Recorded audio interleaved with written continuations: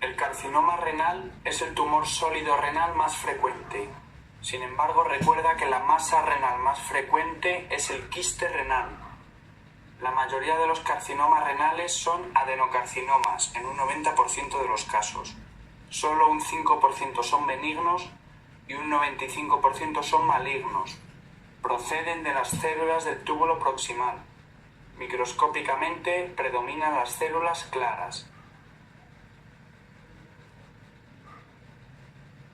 Los factores de riesgo para sufrir un carcinoma renal son el ser varón, entre 40 y 60 años, el tabaco, el cadmio, la obesidad, la alteración en el cromosoma 3, el riñón poliquístico, la enfermedad quística adquirida de la insuficiencia renal crónica, los riñones malformados, sobre todo en herradura, y los síndromes familiares, que son múltiples y bilaterales.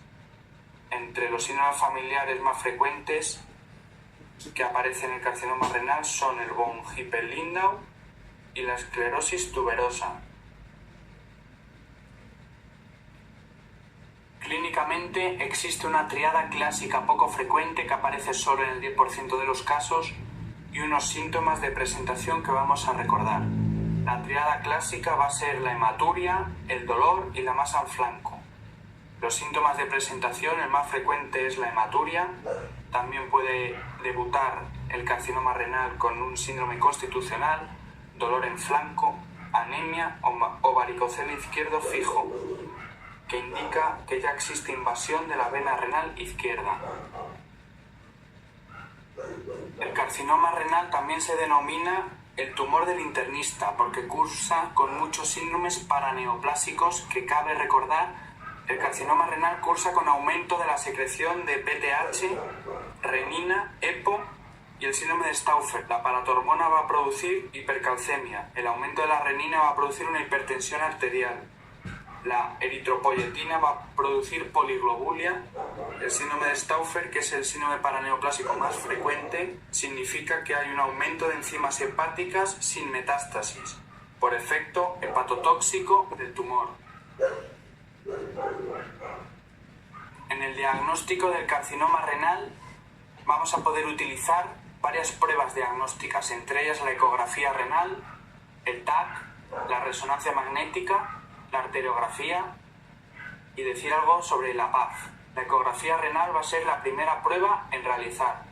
Con respecto a la tomografía axial computarizada, decir que es el mejor método aislado para evaluar la masa renal y la extensión del tumor, pero no diferencia bien lo sólido de lo quístico.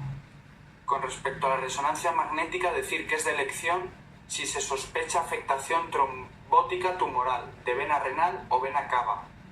La arteriografía solo se va a realizar si se va a intentar nefrectomía parcial. Y con respecto a la PAF, no debemos realizarla porque puede producir diseminación del tumor.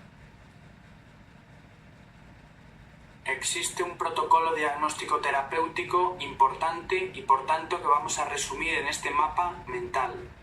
Primeramente, ante un dolor en flanco en un paciente, debemos realizar una ecografía que nos va a poder mostrar un quiste simple o una masa sólida o quiste complicado. Si la ecografía muestra un quiste simple, esto quiere decir con contenido anecoico, superficies lisas y refuerzo posterior, el tratamiento va a poder ser observacional del paciente con una ecografía anual. Sin embargo, si la ecografía muestra una masa sólida o un quiste complicado, a continuación debemos realizar un TAC. Este TAC nos puede enseñar un quiste complicado, una masa sólida heterogénea o una masa sólida homogénea. Si nos muestra un quiste complicado, puede estar indicada la observación estrecha del paciente. Ante un angiomiolipoma también se va a poder observar al paciente. Sin embargo, con una masa sólida homogénea, que puede ser indicativo de un hipernefroma, debemos aumentar el diagnóstico realizando un estudio de extensión, que si es negativo vamos a poder realizar una nefrectomía radical con ampliación a la grasa de Gerota y a la glándula suprarrenal, y si el estudio de extensión es positivo, vamos a tener que diferenciar si la metástasis es única para poder realizar una cirugía de la metástasis y nefrectomía radical, o si ya la metástasis son avanzadas, existe un nuevo tratamiento con antiandrógenos como el sunitinib o el tamsirolimus.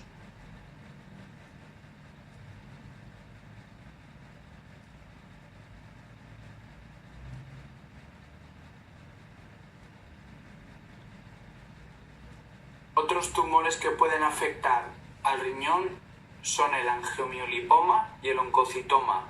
Con respecto al angiomiolipoma, decir que se asocian en un 50% a la esclerosis tuberosa. Cuando se asocian a esclerosis tuberosa suelen ser múltiples y bilaterales, por lo que deben tratarse de forma conservadora.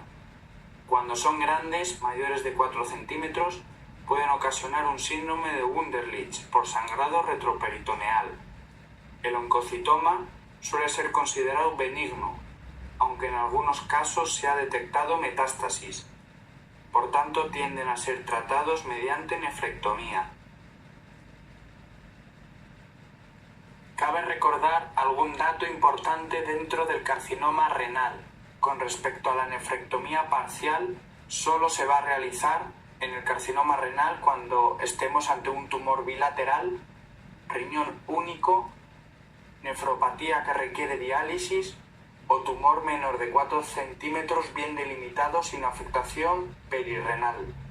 La linfadenectomía que se hace reglada y dependiendo del cirujano en el carcinoma renal no aumenta la supervivencia, solo tiene validez en el estadiaje y no se hace de forma sistemática.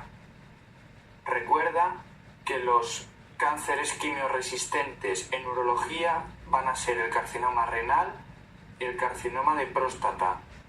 Algún dato del TNM, el T3B en próstata quiere decir que está afectada la vesícula seminal. T3B, vesícula. Y el T3B de riñón está afectada la vena renal. T3B de vena.